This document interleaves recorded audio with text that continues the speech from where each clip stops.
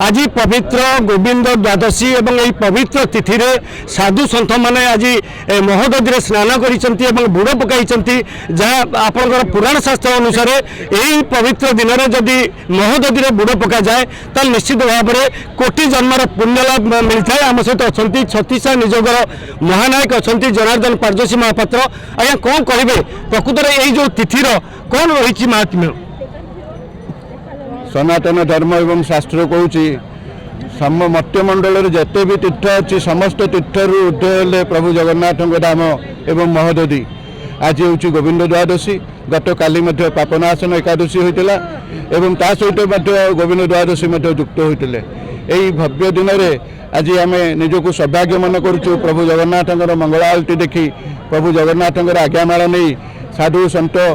एवं भक्त मठाधीश एवं आमर फिल्म हीरो समस्त ग्रहण में आज ये जो गोविंद द्वादशी बुड़े आम महोदधि पाखे प्रार्थना कलु विश्वर मंगल कामना से प्रभु जगन्नाथ सदा सर्वदा विश्वर मंगल करूँ तत्सहित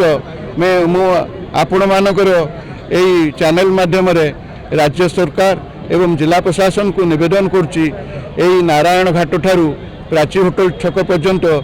यही घाट को एक आध्यात्मिक महोदधि आख्या दि जाऊ एवं यार पवित्रता रक्षा करा जाऊ। निश्चित भाव में आम सहित अच्छा चलचित्र नायक एवं जड़े समाजसेवी सव्यसाची अच्छा आम कथा आज्ञा कौन कहे कि देखुं जो पवित्र तिथि कि भाव में स्नान बौड़ और यार महात्म्य कौन रही दुईटा परिचय देले सबुठ बड़ परिचय होची जगन्नाथ महाप्रभुंकर गोटे परम भक्त तो सही परिचय आज मुझे आसी हजार हजार भक्तों भितर यही पवित्र गोविंद द्वादशी स्नान आज अनेक महात्मा मान सहित बुड़ पकेबार गोटे सुजोग पाई निहाती भाव गोटे बहुत बड़ आशीर्वाद आठी जिते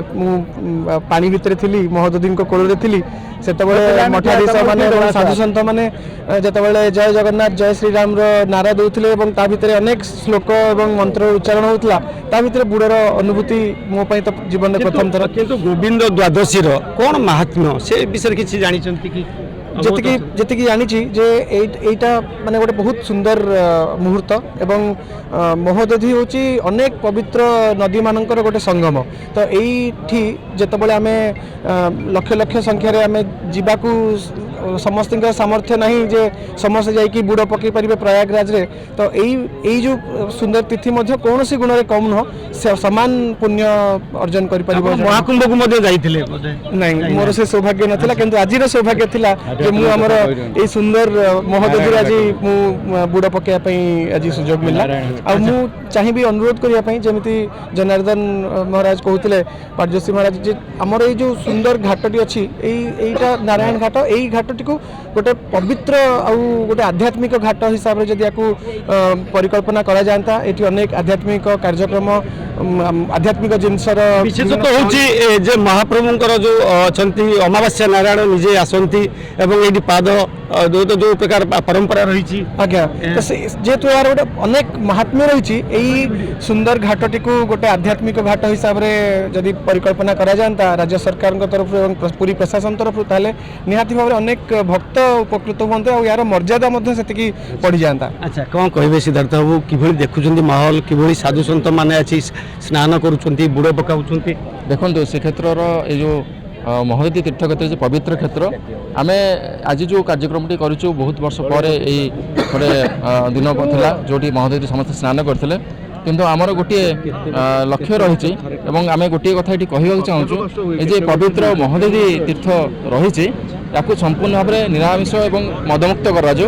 कहीं यहाँ गोटे तीर्थ क्षेत्र ये पर्यटनस्थली बिल्कुल नुहे लोक मैंने भावुं पर्यटनस्थली कि महोदधि है तेणु यार पवित्र रक्षा करने आम आज दिन में सरकार पाखे निवेदन करूँ। निश्चित भाव में आज्ञा कौन कहे आप बहु पुरातन लोक एवं जानते प्रकृत में अमावास्या नारायण ये आसती ये जो स्वतंत्र नीतिकांति रही तेणु नारायण घाट भाव में परिचित एवं आज जो गोविंद द्वादशी तिथि कौन कहे कौन किंवदंती रही आज जो जिनस महोदधि देखा मिलला या बहु आगुरी हबार थिला किंतु आज भक्तों भितर ये उन्मादना नहीं मठाधीश हूँ आज पड़ोसी मो परिचय दूसरी पंचतीर्थ सेक्रेटरी मुझे महोदधि ठिया तार सेक्रेटरी मुझे आज्ञा जगन्नाथ मंदिर सत्य ये 65 रेकर्ड लाइट्री सत्य आज्ञा एक सागर विजय पर आज जो विश्वस्त आलोचना कराला यहाँ अति गुरुत्व ये गोटे बोर्ड ना टूरिज्म डिपार्टमेंट बोर्ड मानी शशुर घर कौन जगन्नाथ मठ को सी शशुर घर नुह आम ये भाषा कौन शशुर घर आ गोटे शशुर घर कि प्रकार भाषा ये भाषा को परिवर्तन करा ये शशुर घर लिखा जाऊ ये बड़ गेट हो यहाँ पावन क्षेत्र अमावस्या जो सागर विजय कहते लोक जानतु एटा न जन आज पर्यटन आम सब कौन कर मद दुकान ये टूरिज्म डिपार्टमेंट कर जगन्नाथ आज बहुत खुशी लगे मोर समस्त को अभिनंदन समस्त शुभेच्छा और सब स्वागत करुँ यही कार्य चालू रहो जय जगन्नाथ। निश्चित भाव में आप देखिपे कि भाव में महोदधिर माहौल रही देखु हजार हजार भक्त साधु सन्त मठ महंत ये समस्ते आज बुड़ पकाउं तो किभली स्वतंत्र माहौल रही आज्ञा कौन कहे कि देखुं गोविंद द्वादशी अति आनंदर सहित पवित्रता माने गाधी के आम अनुभव कलु गोविंद द्वादशी प्रत्येक वर्ष आसे किंतु केबे आंशिक केबे पूर्ण एभली गोविंद द्वादशी आसे किंतु केबे पालन करा जाए नहीं से भली भाव में माने एथर कहीं एते मन बढ़ेला जे प्रकृत में आम ये जो तिथि को अति उत्साह सहित पालन कर आमर दुईटी जगह को तीर्थराज कहुई गोटे हूँ प्रयागराज आ गोटे हूँ पुरीर समुद्र तट ये दुईटी की तीर्थराज कहुए महोदधि कहुए तीर्थराज महोदधि एथपाई कहुच्छी एठी समस्त संप्रदायर आचार्य माने आछंती महाप्रभु श्री जगन्नाथ अछंती आ निजे महाप्रभु प्रतीक भाव में तांकर चल प्रतिमा नारायण सागर विजय प्रत्येक अमावास्या दिन एठिक आसी थांती आमे आज एठी स्वच्छ महोदधि कार्यक्रम कलु एवं तीर्थर मान्यता दिनकू दिन जो हरि बसुची आम प्रतीकात्मक भाव में आम समस्त की आपण जरिया निवेदन करुचु सागर को बेलाभूमि भाव नुहे सागर तटक आसतु एवं एक तीर्थराज महोदधि भाव में स्नान करंतु निजर समस्त क्लेश दूर हम पुण्य अर्जन हम एवं मन भर सब पाप धोईज द्वादशी आमर महामती चाणक्य कहते जे नतिथिर द्वादशी समा द्वादशी भाया अन्य कौन तिथि ना द्वादशी है सर्वोत्कृष्ट तिथि तेणु ये द्वादशी गोविंद द्वादशी गोविंद माने गोवंशंकर जी आनंद प्रदान करती ना है गोविंद तेणु गो है समग्र सृष्टि रूप ये पवित्र गोविंद द्वादशी रे महोदधि स्नान सकल तीर्थमानंकर समाहार समस्त नदी माने आसिक महोदधि मिशी सम्मिलित होती तेणु महोदधि स्नान गोविंद द्वादशी रे ये कुंभ स्नान सहित समान प्राय तेणु आमे कुंभरे जो मैंने स्नान करना आज पवित्र श्रीक्षेत्र गोविंद द्वादशी अवसर में महोदधि स्नान करिसेंती गोविंद द्वादशी रे दान धर्म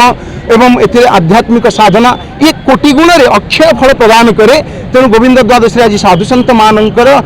गोटे स्नान होईची स्नान हो स्वच्छ महोदधि अभियान गोटे वार्ता देइचंती समाज को जहाँकि आम समस्त अनुरोध करूँ महोदधि परिसर को स्वच्छ रखा महोदधि जेहेतु तीर्थमानंकर समाहार या पवित्र रखा और गोविंद द्वादशी समस्त संकल्पर दिन हो समस्त मानववाद नैतिक मूल्यबोध आदर्श प्रतिष्ठा निजक प्रतिष्ठित करने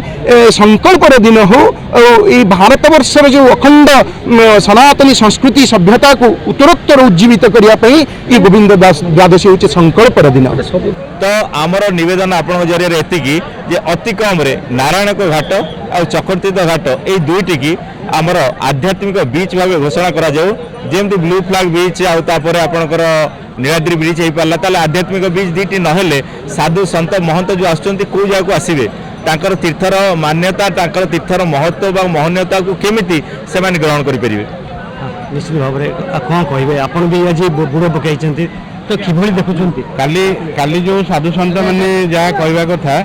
जे जो मैंने कुंभरे बुड़ पकई पारना से गोविंद द्वादशी बुड़ पकेबे ता समान से गणा से गोटे बहुत बड़ा पुण्यतिथि दिन बुड़ पकेटा नित्यान जरूरी। निश्चित भाव में आप देखुं गोविंद द्वादशी रे केवल साधु सन्थ बा मठ महंत एवं जो माने कि भक्त रही समस्ते आसिक बुड़ पकाउं कारण एठिक आप जानते प्रति अमावास्या दिन अमावास्या नारायण एठिक आसी था स्वतंत्र नीतिकांति रही है और महाप्रभुंर ये ससुर घर बोलिक परिचय रही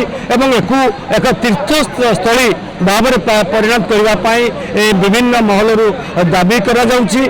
जगन्नाथ ससुर घर बोली कहुच्छी से ही जगह को पर्यटन स्थली भाव में घोषणा करने राज्य सरकार पाखे दाबी रखिंट साधु सन्थ एवं भक्त मैंने। Puri camera person Vishwanath